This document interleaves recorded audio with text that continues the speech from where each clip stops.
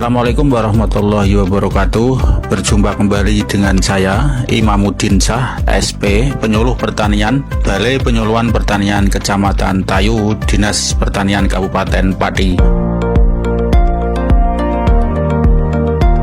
Pada kesempatan kali ini, saya akan membahas metode pencampuran pestisida yang benar berdasar kode yang ada di belakang bahan aktif dari sebuah merek pestisida. Pencampuran pestisida adalah teknik yang umum dilakukan oleh banyak petani, baik itu bertujuan untuk menghemat tenaga penyemprotan maupun untuk meningkatkan efek dalam mengendalikan hama dan penyakit.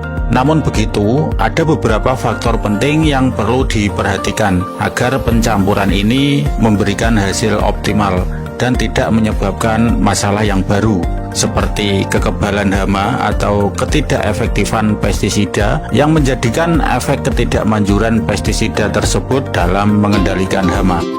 Pencampuran pestisida ini memiliki 3 manfaat utama, yaitu yang pertama, efisiensi dalam pengendalian hama. Dengan mencampurkan beberapa jenis pestisida, petani dapat mengendalikan berbagai jenis hama sekaligus dalam satu kali penyemprotan. Ini mirip dengan pepatah sekali mendayung 2-3 pulau terlampaui.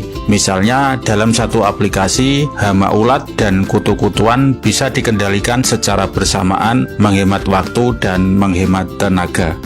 Kemudian manfaat yang kedua yaitu sinergitas antar bahan aktif. Beberapa bahan aktif dalam pestisida dapat saling menguatkan ketika dicampur, sehingga efektivitasnya meningkat.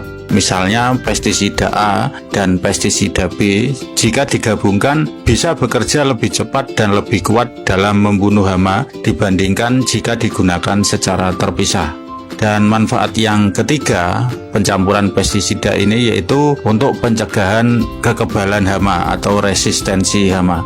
Resistensi terjadi ketika hama menjadi kebal terhadap pestisida tertentu akibat penggunaan berulang dengan bahan aktif yang sama. Dengan mencampurkan pestisida dari golongan yang berbeda, hama lebih sulit untuk beradaptasi dan menjadi kebal.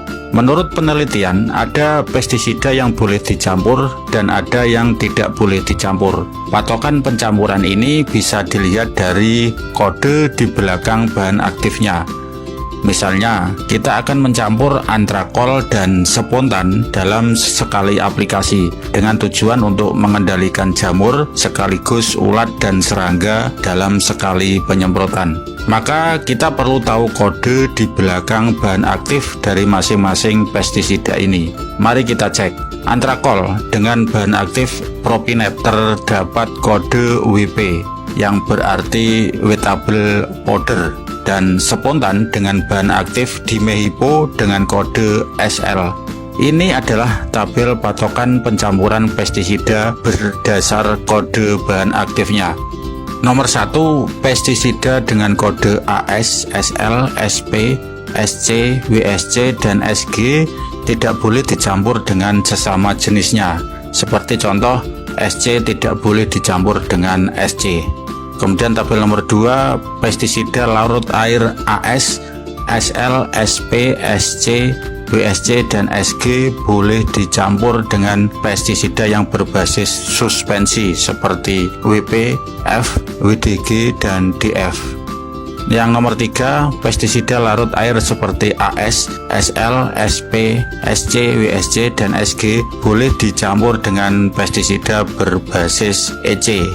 Kemudian nomor 4, pestisida berbasis suspensi seperti WP, F, WDG, dan DF boleh dicampur dengan sesamanya. Contohnya WP boleh dicampur dengan F, WDG, dan DF.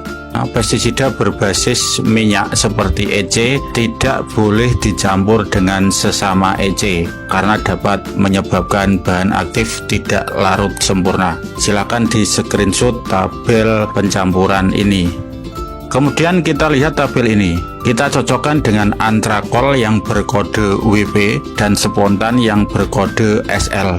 Lihat tabel nomor 2. WP dan SL boleh dicampur. Contoh lagi, misal akan mencampur abasel dan spontan. Mari kita cek. Abasel dengan bahan aktif abamectin dengan kode EC. Spontan bahan aktifnya dimehipo berkode SL. Boleh nggak kode EC dan SL dicampur? Kita lihat tabelnya di nomor 3. EC dan SL boleh dicampur. Perhatikan tabel lagi, bahwa di tabel nomor 1 SL dengan SL tidak boleh dicampur, dan tabel nomor 6 EC dengan EC juga tidak boleh dicampur. Contoh, spontan dan confidor misalnya, kodenya sama-sama SL, spontan dengan dimehipo SL, sedangkan confidor imidacloprid SL. Ini tidak boleh dicampur karena bisa terjadi pelemahan daya racun masing-masing merek. Kemudian Virtaco, Marshall, Prevaton, Abacel, Agrimek, Besgrimek ini juga tidak boleh dicampur karena semuanya berkode EC. Ada baiknya saudara tani men-screenshot tabel ini untuk patokan dalam aplikasi nantinya. Kode di belakang bahan aktif ini menunjukkan jenis formulasinya. WP, Wettable Powder, berbentuk bubuk yang bisa larut dalam air.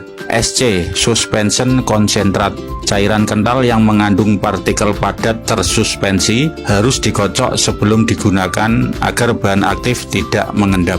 SP, Soluble Powder, bubuk yang langsung larut dalam air, mirip dengan WP.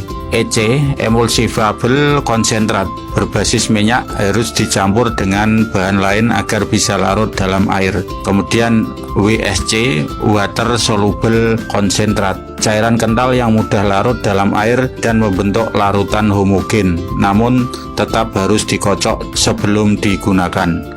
Kode SC dan WSC harus dikocok dulu sebelum diaplikasikan karena pasti terjadi pengendapan dalam botol kemasannya.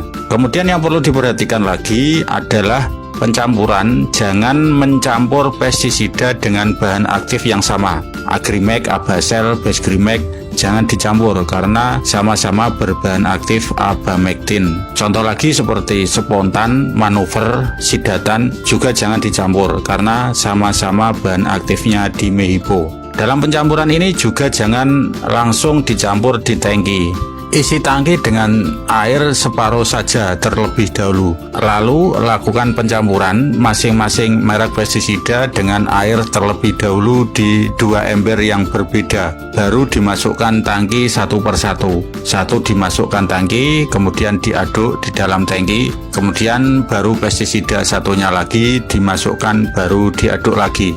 Nah, itu tadi pembahasan kali ini tentang metode pencampuran 2 pestisida atau lebih yang benar. Semoga pembahasan kali ini bermanfaat. Sampai jumpa di materi pembahasan menarik lainnya. Bersama saya, Imamuddin Shah SP, Penyuluh Pertanian Balai Penyuluhan Pertanian Kecamatan Tayu, Dinas Pertanian Kabupaten Pati. Sampai jumpa di video berikutnya.